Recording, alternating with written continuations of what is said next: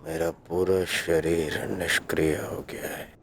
नहीं मित्र, मित्र ऐसा मत कहो मित्र। तुम सब कुछ कर सकते हो मित्र। और तुम्हारा ये मित्र अश्वत्थामा, ये भी सब कुछ कर सकता है मित्र, सब कुछ कर सकता है। मुझे सौगंध है अपने पिता की, आपकी और मित्र कर्ण की मित्रता। मैं पांडवों से प्रतिशोध अवश्य लूंगा मित्र, अवश्य लूंगा। मुझे आज्ञा दीजिए,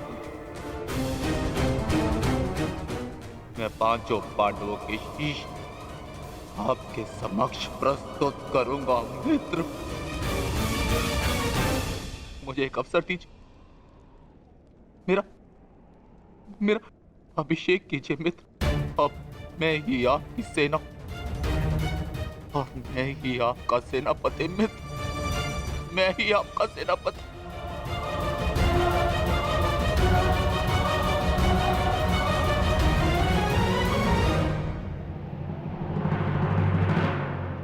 जाओ अश्वत्थामा, जाओ और मेरा प्रतिशोध लेकर आओ।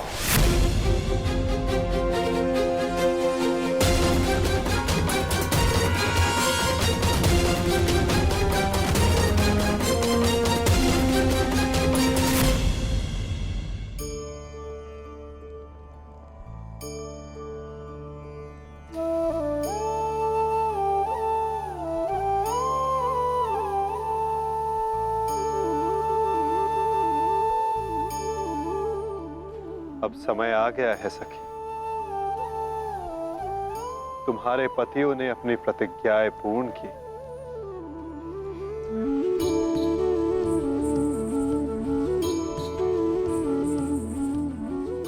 अब तुम अपना सम्मान वेश धारण कर सकती हो। चूड़ामणि धारण कर लो सखी।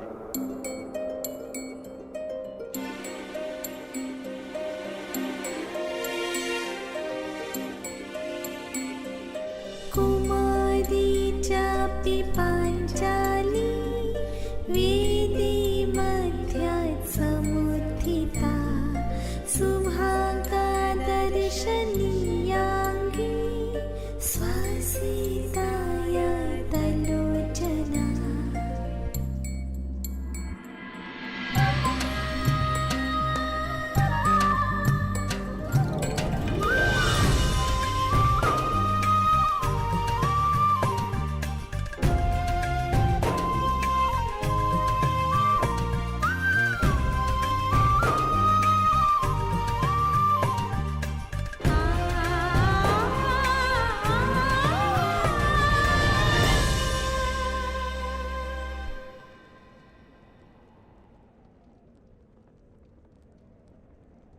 चलिए ज्येष्ठ, अब हमें चलना चाहिए। नहीं अर्जुन, ये राहुकाल का समय है। कल प्रातःकाल में प्रस्थान करेंगे। कृतवर्मा, हमें इसे संभव बनाना होगा। हमें ये युद्ध जीतना ही होगा।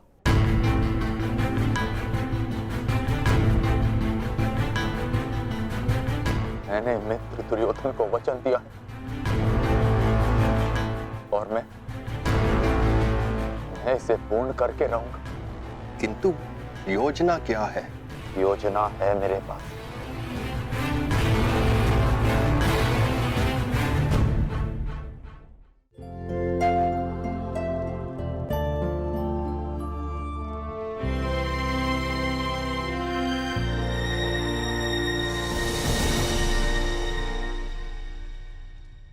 अंततः 18 दिन के पश्चात ये महासंहार समाप्त हुआ।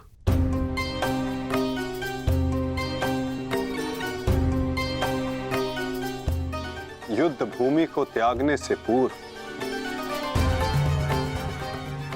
युद्ध को संपूर्ण नहीं समझा जाता धर्मराज।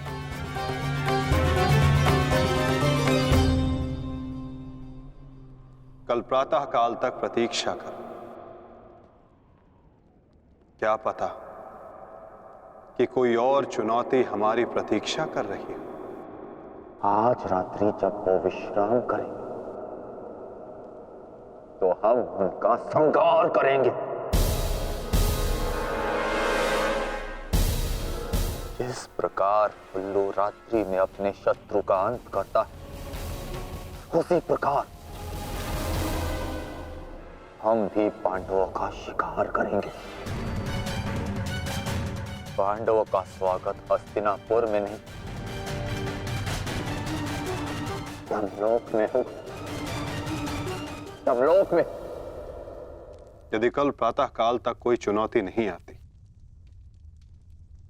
तो ही इस युद्ध को समाप्त समझना धर्मराज। किंतु माधव, अब हमें चुनौती देने के लिए शेष बचा ही कौन है? अश्वत्थामा। क्या हम अनीति पूर्वक पांडवों का वध करेंगे? इस महाभारत में नीति अब शेष ही कहां है? क्या मेरे पिता का वध नीति से हुआ? क्या महामहिम भीष्म का संहार नीति पूर्वक था? क्या कर्ण का वध नीतिगत था? यहां तक कि मित्र दुर्योधन को भी अनीति से परास्त किया गया। तो तुम किस नीति की आशा लगाए बैठे हो कृतवर्मा? इस युद्ध में नीति और अनीति का कोई महत्व नहीं।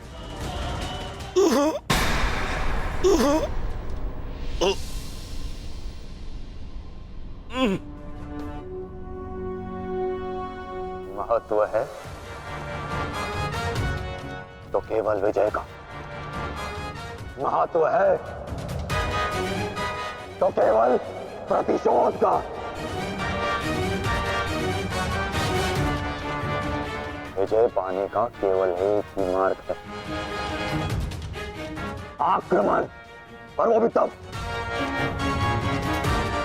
जब शत्रु निद्रा में लीन हो। अपने शस्त्र के साथ सज्ज रहो कृतवर्मा, और रात्रि की प्रतीक्षा करो।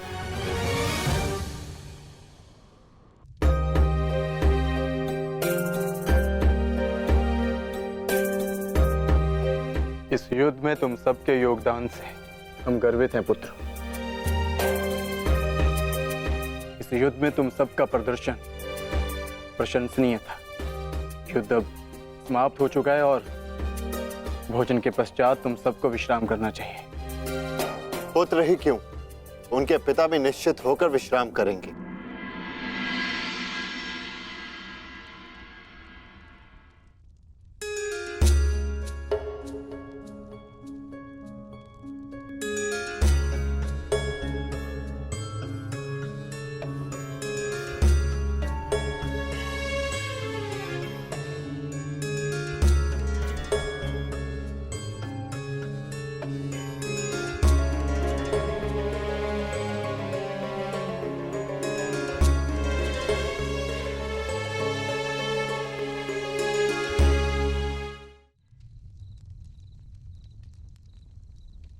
क्या हुआ माधव?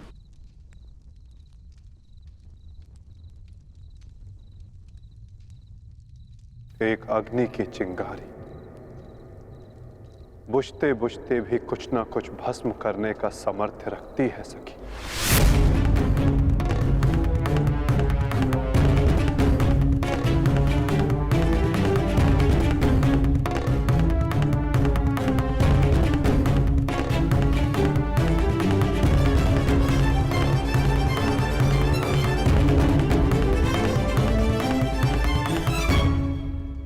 ये माधव क्या कह रहे थे? क्या कोई अनहोनी घटित होने वाली है?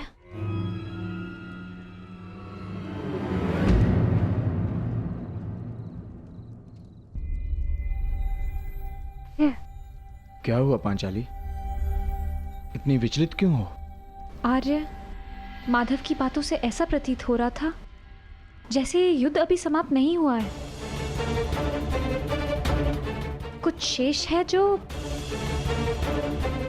हमें हानि पहुंचाने के लिए सज्ज है।